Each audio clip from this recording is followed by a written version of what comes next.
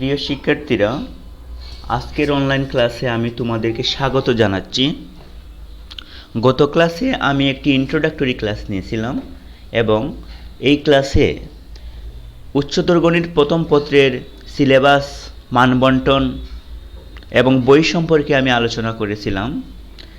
শেষে আমি একটি চ্যাপ্টার শুরু করেছিলাম। চ্যাপ্টারটির নাম ছিল অর্ণয় এবং ফাংশন। এরই ধারাবাহিকতায় আমি আজকের ক্লাসটি নিতে যাব।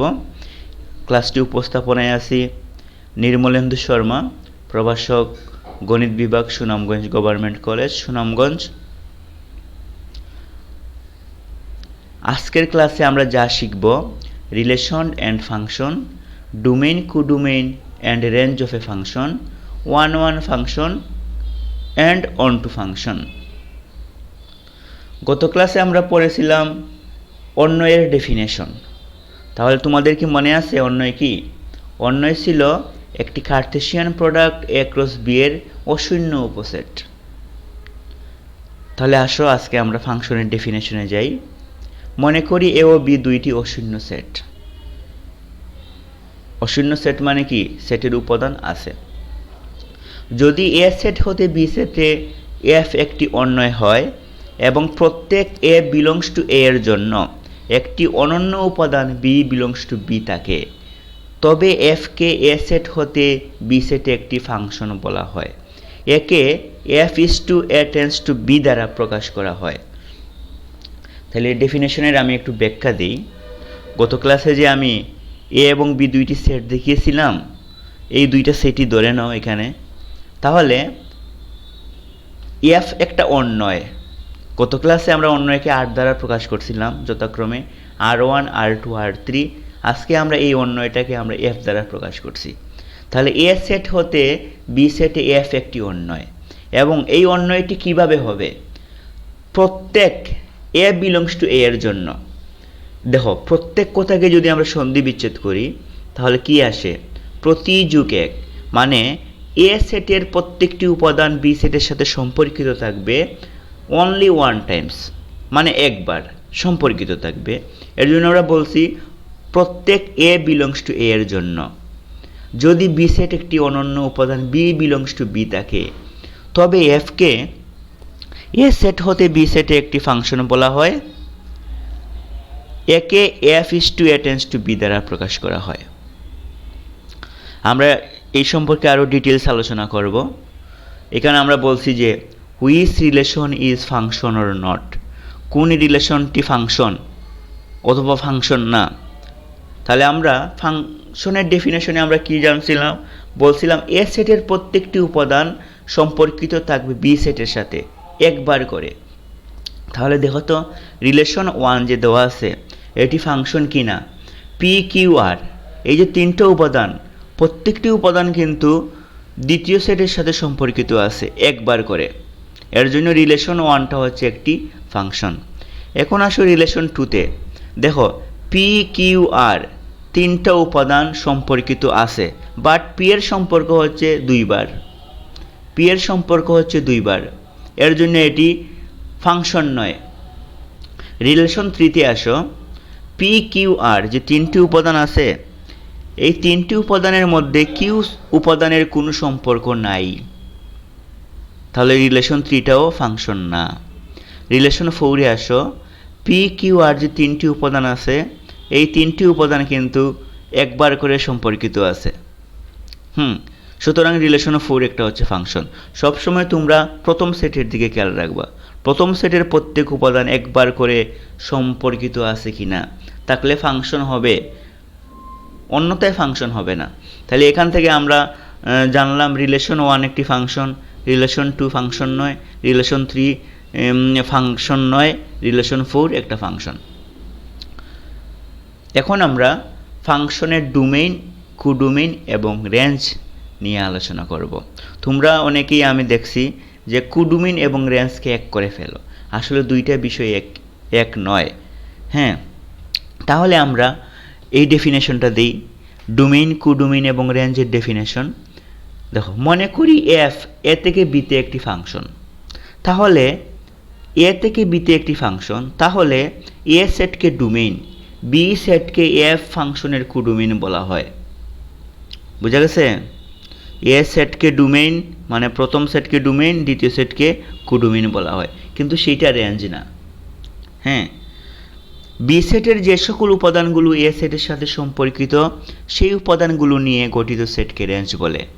তাহলে বি সেটের উপাদানগুলোকে বলছে কোডোমেইন, আর বি সেটের যে সকল উপাদান এ সেটের সাথে সম্পর্কিত থাকবে সেই উপাদানগুলো নিয়ে রেঞ্জের সেট গঠিত। বোঝা গেল? পরে আমরা আসি ডোমেইন কোডোমেইন রেঞ্জের ক্ষেত্রে। দেখো দুইটা সেট দেওয়া আছে, এ সেট আর বি সেট।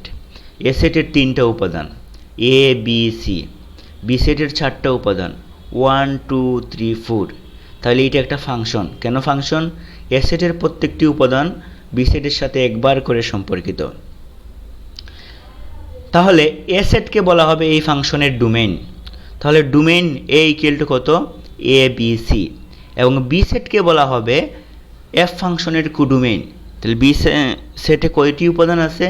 1 2 3 4, 4টি উপাদান আছে। তাহলে এই 4টি উপাদান নিয়ে কোডোমেইন গঠিত। তাহলে রেঞ্জ কি? বি সেটের কিন্তু সকল উপাদান এ সেটের সাথে সম্পর্কিত না। 2 উপাদানের এ সেটের সাথে কোনো সম্পর্ক নাই, শুধু 1 3 4 এর সম্পর্ক আছে। তাহলে 1 3 4 নিয়ে যে সেট গঠিত হবে সেইটা হচ্ছে এই ফাংশনের রেঞ্জ। তাহলে আশা করি তোমরা ক্লিয়ারলি বুঝতে পারছো। এ সেটের সকল উপাদান আগে ফাংশন হতে হবে, আর এ সেটের সকল উপাদান হচ্ছে ডোমেইন, আর বি সেটের সকল উপাদান হচ্ছে কোডোমেইন, আর বি সেটের যে সকল উপাদান এ সেটের সাথে সম্পর্কিত এইগুলো নিয়ে রেঞ্জ গঠিত। প্রিয় শিক্ষার্থীরা, এখন আমরা ফাংশনের ক্লাসিফিকেশনে আসব। প্রথমে আমরা 1 ফাংশন সম্পর্কে আলোচনা করব। তাইলে এক ফাংশন বা 1 ফাংশন, তোমরা নাম থেকেই কিছুটা ধারণা নিতে পারছো একজনের সাথে একজনের সম্পর্ক। হ্যাঁ, তাহলে দেখো তো ডেফিনেশনটা কি। মনে করি এফ এ সেট হতে বি সেটে একটি ফাংশন। এফকে এক বলা হবে যদি এ এর প্রত্যেক ভিন্ন ভিন্ন উপাদানের প্রতিচ্ছবি বিতে ভিন্ন ভিন্ন হয়। দেখো বলা আছে এ এর প্রত্যেক মানে ভিন্ন ভিন্ন উপাদানের প্রতিচ্ছবি। তাহলে এ সেটের প্রত্যেকটা উপাদান এর ভিন্ন ভিন্ন উপাদানের প্রতিচ্ছবি বি সেটে ভিন্ন ভিন্ন হবে। বুঝছো? আগে আমরা ফাংশনের ক্ষেত্রে দেখাইছিলাম এ সেটের 2টা উপাদানের প্রতিচ্ছবি একই হতে পারে, বাট এক ফাংশনের ক্ষেত্রে এক হতে পারবে না, ভিন্ন ভিন্ন হতে হবে।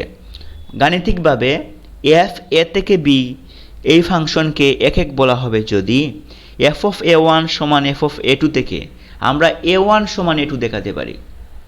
এর মানে কি, দুইটা ফাংশনের ইমেজ যদি একই হয় তাহলে দুইটা উপাদানও একই হতে হবে। এই জিনিসটা আমরা এক ফাংশনের ক্ষেত্রে দেখাবো। এখানে কিছু ফিগার দেওয়া আছে এবং বলা আছে which function is 1 or not, কোন ফাংশনটি এক এবং না। তাহলে দেখো তো প্রথম যে ফাংশন দেওয়া আছে ফাংশন 1, এটা এক কি না।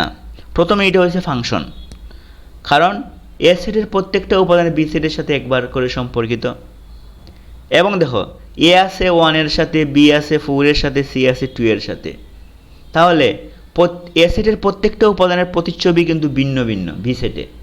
এর জন্য ফাংশন 1টা হচ্ছে 1 ফাংশন। ফাংশন 2তে দেখো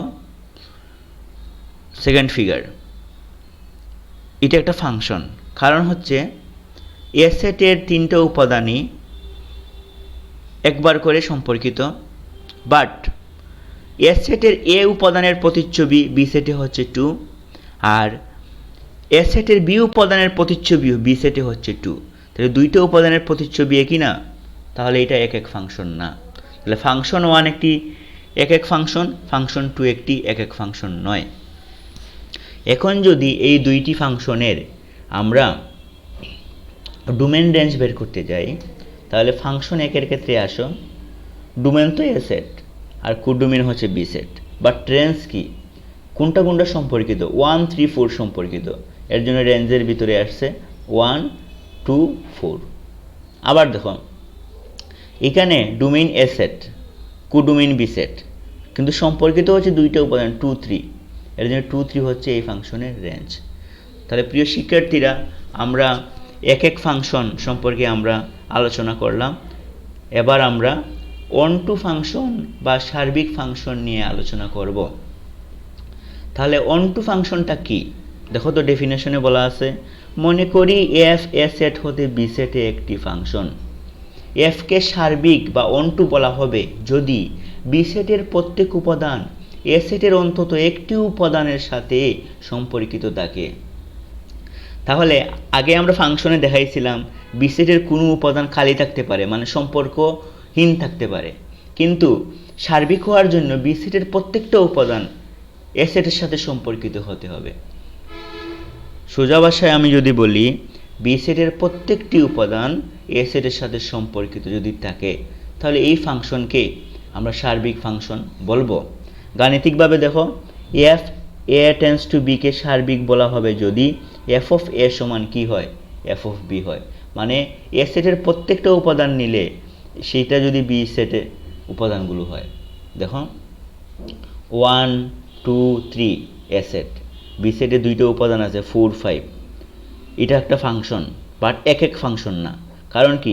1 এবং 2 এর প্রতিচ্ছবি হচ্ছে একটা, ভিন্ন ভিন্ন নয়, এর জন্য এক এক না। কিন্তু সার্বিক। কেন সার্বিক?